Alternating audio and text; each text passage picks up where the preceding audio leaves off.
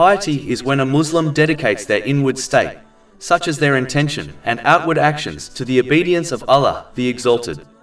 This is achieved by fulfilling the commands of Allah, the Exalted, refraining from His prohibitions, and by facing destiny with patience. And it involves turning away from the obedience of everything else, unless this obedience leads to the obedience of Allah, the Exalted. For example, the obedience of the Holy Prophet Muhammad, peace and blessings be upon him, leads to the obedience of Allah, the Exalted. Chapter 4 An-Nisa, verse 80. He who obeys the Messenger has obeyed Allah. Therefore, piety refers to the work of the heart and body. The external limbs follow the commands of the inner spiritual heart. In other words, the heart is the king which commands the soldiers, namely, the outward limbs.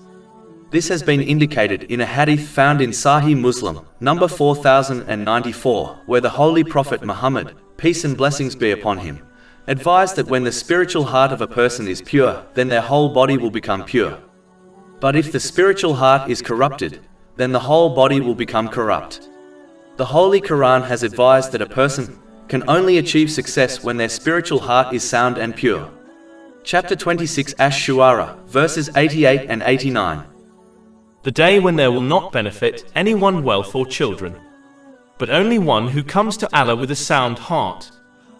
The spiritual heart is only kept sound when one purifies it of evil traits and replaces them with the good characteristics which are discussed in the Holy Quran and the traditions of the Holy Prophet Muhammad, peace and blessings be upon him.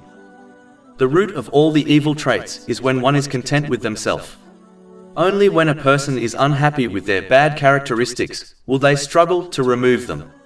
But if they are satisfied with themselves, they will never strive to remove them. This will only cause a person to adopt more evil traits. When a Muslim strives to adopt good characteristics, it will improve their relationship with Allah, the Exalted, such as being more patient with His decrees, and their relationship with people, such as being sincere when advising them. One of the characteristics of piety is being vigilant of the divine surveillance of Allah, the Exalted. This means that a Muslim becomes fully aware that Allah, the Exalted, sees and hears all their words, deeds, thoughts and desires. Even though all Muslims believe this, yet many fail to act on this truth throughout their day. Whenever one becomes heedless of this fact, it leads to sins and disobedience. When a Muslim adopts true vigilance and is very rarely overtaken by heedlessness, it leads to true modesty of Allah, the Exalted. This is the one who does not commit an act in private which would embarrass them if they did it in front of people. When a person adopts true vigilance of Allah, the Exalted, they reach the level of excellence of faith. When a Muslim reaches this high level of faith, they act and worship as if they can witness Allah, the Exalted, observing their inner and outer being. This inspires them to abstain from sins and encourages them to perform righteous deeds. A Muslim can only achieve true vigilance of the all-encompassing vision of Allah, the Exalted, by establishing all their obligatory duties according to their conditions and etiquettes. A Muslim must also turn away from all acts of disobedience, both major and minor sins, and if they slip up, to quickly and sincerely repent. This includes making up for any missed obligations according to one's strength, and fulfilling the rights of the people which have been violated. Once this has been achieved, a Muslim should strive to establish the recommended voluntary good deeds which are from the traditions of the Holy Prophet Muhammad, peace and blessings be upon him. Even though one will not be able to act on them all, they should prioritize the voluntary deeds according to the priorities set by the Holy Prophet, peace and blessings be upon him. Meaning, they should not cherry-pick deeds according to their own desires. Finally, they should turn away from those deeds which are not classified as sins yet are disliked in Islam, such as the excess use of something which is lawful. These steps have been summarized in a hadith found in Sahih Bukhari, number 6502. This hadith advises that the one who achieves this will be empowered by Allah, the Exalted, so that they only act according to His pleasure.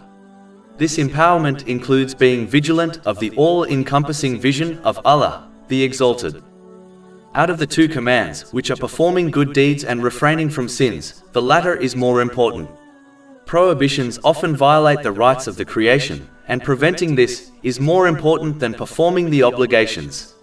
This is why it is said, if a person cannot worship Allah, the Exalted, they should not disobey him. This is indicated in a hadith found in Sahih Bukhari, number 7288.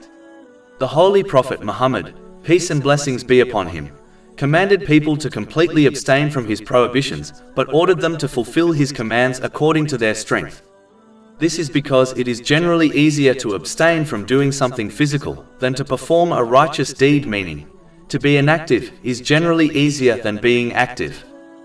It is vital for Muslims to understand a truth which will protect them from the major sin of pride, an atom's worth of which is enough to take a person to hell. This is confirmed in a hadith found in Sahih Muslim, number 265. The truth is that any success one achieves in worldly or religious matters is only due to the mercy of Allah, the Exalted. It is not possible to achieve anything good, such as piety, if Allah, the Exalted, did not provide one with the knowledge, inspiration, strength, and opportunity to do so. Having pride over one's efforts and achievements is more than enough to destroy one's success. When a Muslim gives no value to their righteous deed and instead remains grateful to Allah, the Exalted, it is hoped Allah, the Exalted, will make their deeds special in both this world and the next. A Muslim can only achieve piety when they believe they are not better than others. This is important to understand, as one does not know the ultimate end for themselves or others. Plenty of people who appeared evil became good Muslims, and plenty of Muslims who appeared good will be admitted into hell on Judgment Day. An example of this is mentioned in a hadith found in Sahih Muslim, number 4923. It describes 3 people who will go to hell because of their bad intention, even though they appeared to be great Muslims, namely, a scholar, a charitable person, and a martyr. Humility is an important and obvious characteristic all should adopt, as anything good one possesses has been granted to them by none other than Allah, the Exalted. So how can one be proud of a thing which is created and innately belongs to another?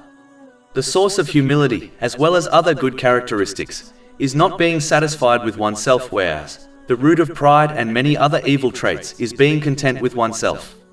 When one is satisfied with themselves, they become blind to their faults and only observe perfection within themselves. This person will always believe they are good enough, therefore, do not need to change for the better, as they have already achieved noble character. Whereas, the one who is unsatisfied with themselves will find it easy to observe their negative faults, which will allow them to root them out until they achieve noble character. This person remains humble even if they achieve their goal, as they truly understand that Allah, the Exalted, granted them the knowledge, inspiration, strength, and opportunity to fulfill their goal. When one becomes this self-alert, it aids them in controlling their desires, thereby preventing sins. This Muslim will consistently perform righteous deeds and avoid sins. This is true obedience and servanthood to Allah, the Exalted, which is a result of one being unsatisfied with themselves. Even though this method is useful in detecting one's negative characteristics, there are others, all of which aid one towards adopting piety. A Muslim can become the student of an experienced scholar who can aid them in finding their flaws and teach them how to remove them under the guidance of the Holy Quran and the traditions of the Holy Prophet Muhammad, peace and blessings be upon him. A Muslim should ensure they possess good friends, as one is judged by the company they keep. This is confirmed in a hadith found in Sunan Abu Dawood, number 4833. A good friend will also help a Muslim to abandon bad traits and adopt good characteristics. It is important for Muslims to accept constructive criticism from others. It may indicate pride for those who do not. Useful criticism is excellent in aiding one to find their faults in order to remove them. Finally, it is important to be aware of the behavior of others and the impact it has on society. Meaning, if someone's behavior upsets people, then most likely it is a bad characteristic which should be avoided. And if a person's behavior pleases people, then most likely it is a good characteristic which Muslims should adopt. This keen perception is an important tool for those who seek piety. Another aspect of piety is patiently accepting the divine decree, knowing nothing occurs in the universe without the decision of Allah, the Exalted. In fact, the entire creation could not grant or remove a blessing from someone without the permission of Allah, the Exalted. This has been advised in Hadith, found in Jami at Tirmidhi, number 2516. The Holy Prophet Muhammad, peace and blessings be upon him, has advised in a hadith found in Sunan Ibn Majah, number 79, that a person should accept everything that occurs within their life, even if it upsets them, as nothing could have changed the outcome. When a person regrets believing they could have prevented a thing from occurring, it only invites the devil to inspire them towards impatience and dissatisfaction with the choice of Allah, the Exalted. A Muslim should be confident that Allah, the Exalted, only chooses the best for His servants, even if their short-sightedness prevents them from observing the wisdom behind the choice. Chapter 2 Al-Baqarah, verse 216. But perhaps you hate a thing and it is good for you, and perhaps you love a thing and it is bad for you. And Allah knows while you know not. It is therefore important for each Muslim to control their behavior and not object, through actions or words, to the choice of Allah, the Exalted. If a Muslim persists on this behavior, they will move from patience to the level of contentment. This is when one prefers the choice of Allah, the Exalted, over their choice and desires, and therefore do not wish for things to change. Whereas, a patient person will desire things to change and even supplicate for it, but they will not complain against the decree of Allah, the Exalted. Both are excellent and earn great reward, but contentment is a higher level and a superior sign of one's servanthood to Allah, the Exalted. Being impatient is a blameworthy characteristic, and only leads to the anger of Allah, the Exalted. Being impatient with the choice of Allah, the Exalted, is worse than the person who takes bitter medicine which cures them yet becomes angry with the doctor who prescribed it to them. The things which Allah, the Exalted, chooses might be bitter, but they in fact cure a person in the long run. This cure may very well save the person from the fire of hell on Judgment Day. Therefore, being impatient is not the correct attitude to adopt. It is important to note that being patient or content does not mean one should not supplicate to Allah, the Exalted, as there is clear evidence in Islamic teachings which prove that it is a righteous deed. Chapter 40 Ghafir, verse 60. And your Lord says, "Call upon me, I will respond to you." Many hadiths highlight its importance, such as the one found in Jami at Tirmidhi, number 3371. It declares supplication to be the essence of worship. In addition, it is a tradition of all the holy prophets, peace upon them all, and a sign of servanthood to Allah, the Exalted. So one should supplicate for good things which have been mentioned in the Holy Quran and the traditions of the Holy Prophet Muhammad, peace and blessings be upon him, and be patient or content with the outcome, even if it contradicts their desires. The next aspect of piety is that a Muslim should learn to avoid those things which do not concern them. In fact, the Holy Prophet Muhammad, peace and blessings be upon him, advised that a Muslim cannot achieve excellence in faith until they behave in this manner. This is confirmed in a hadith found in Jami at Tirmidhi, number 2317. This includes avoiding constantly monitoring the condition of others and attentively observing their actions.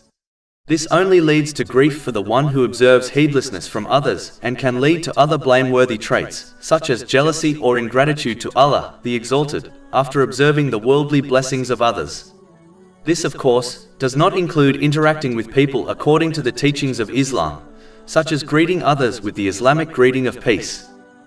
A Muslim should restrain themselves from inquiring about the affairs of others. They should avoid listening to gossip, as the majority of it is untrue and sinful.